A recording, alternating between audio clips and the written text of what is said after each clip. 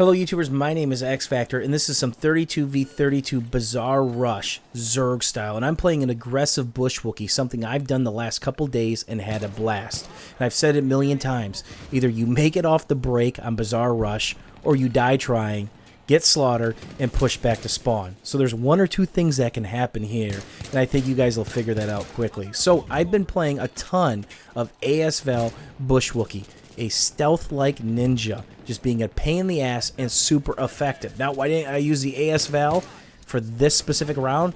Because it's Bazaar Rush, there's 3 choke points, and there's going to be a ton of targets. I need something that doesn't run out of ammo in, say, a quarter of a second. It could take on multiple people because you can get rushed. When you're in these little positions of power, it's important to hold them, and that's what I'm doing here. Look how many friendlies are on the mini-map. 3? 4? Again, this is 32v32. How many do you think they have on the mini-map on the other side of the rubble to my left and that back MCOM area? If it's 7 or 8, we could get flanked easily and quickly, and that's why the MAV and tugs are extremely important on any map, but positions like this. It gives you something on the mini-map to look at, and it makes an audio cue, and that's why I'm using the M417 on top of the 21 the mag, the fast fire rate, and the ability to take on multiple targets. It one-shots at 15 meters to the head. That also means it does 50 to the chest at that range, so you can 2-shot. So our whole right flag is done, dead, gone. So it's one of those things where, okay, we can make this, let's push now. Either we're going to make it or we're done. My beacon is still up at this point, so I can risk it. We got some friendlies back there, but guess what? We're getting back raged. I should have stayed at the bus, sat still until my team started spawning on me. So here's a tip. If you're an engineer or medic with 320, hit that spot off the breakout. As soon as the game starts, fire an RPG is easier, or a 320, and nail that spot. You can say, oh, I can rubble drop. Sure, that kills the guy for one time, but he's going to spawn back. That takes out the little head glitch that he can play. And I'm just a pesky little Recon player, and I'm getting rushed left and right. And look at that. My MAV saved my life. Why? Because he shot that first instead of me. But I don't have another one. I'm out. No support player through a bag. If I lay out my MAV, I'm going to look for a bag if it's close to get another one in reload just in case it gets killed. And there you see the power of the N417. Quick follow-up shots that are accurate if you're not suppressed and standing still. It's extremely important, and I'm going prone here to minimize some of the grenade damage.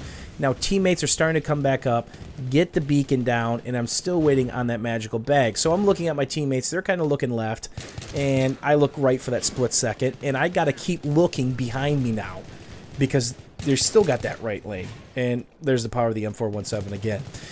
There's a thought process to this. If you make your first shot, follow it up with a quick second shot. If you miss your first shot, don't just keep spamming. If you're suppressed, you're not going to hit. Not to mention if you're getting rushed from every angle. And I'm shooting dead bodies. Why am I doing that? Because I can't tell, except for that one. I can see a nameplate there. But due to those pillars and the weird body angles, when you get revived, people start moving around. It's hard to tell if they're moving. Not to mention, they might just stand up, right? So if you see a dead body, just shoot it. Give it a little love tap because one bullet from this, it'll kill them, right? Because they're not reviving at 100 health on their belly unless you know the quick switch. If you know the quick switch, you revive on your belly with 100 health. I've showcased that before, and look at this. I mess up there. I shouldn't have spammed that. They're still busting through, and they're behind me. I should have gone bop, bop, bop. Slowed it down. Slow down that first shot recoil, something controllable, not waste the ammo, and put 2 on him because he was looking the other way. So at this point in time, I'm actually pre-firing headshot locations because they keep peeking those same couple spots. Now I've got a couple support players coming back up, I've got teammates, and I've got ammo. What do? I switch to my MAV. By doing that, that's going to fill that slot first. So if I need ammo or RPGs, I switch to RPGs. That'll fill that slot first. If I need a tugs or a beacon, radio beacon, I'm going to pull that slot and have it fill first. So that's something a lot of people don't talk about. Now, if you didn't know it, now you know. So that's a nade. Didn't see anybody over there. And what I'm looking for is hit marker.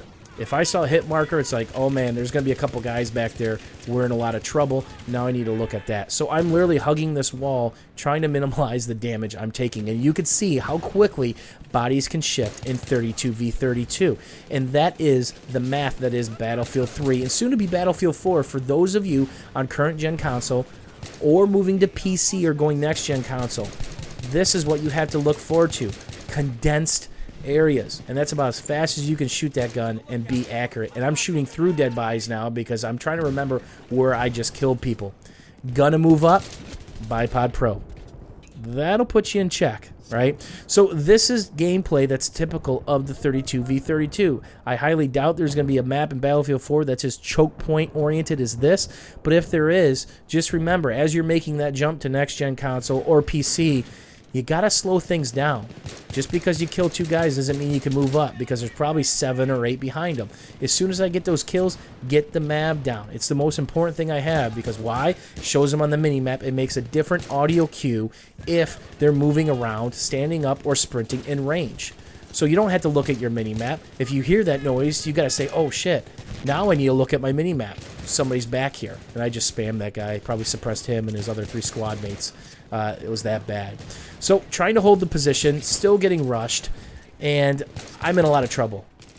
Gonna die, trying to evade nades, and not having a lot of luck. So I think you guys see the writing on the wall. We're not gonna make this push.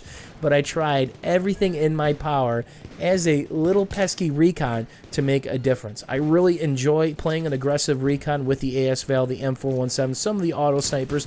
You will see some bolt action gameplay, but it'll be a lot slower than this. So we made it, right? Well, we made it, but the rest of the team didn't make it because we never got back that right flank. So we're getting double squeezed right now. The red dots are going to push from behind and push in front of us. At least we got the MCOM set.